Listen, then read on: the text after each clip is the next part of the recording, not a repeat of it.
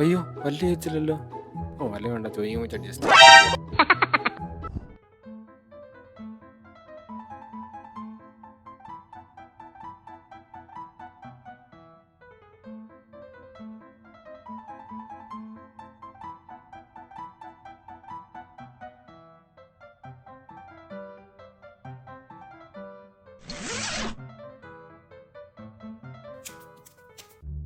എടി ചോറായോ?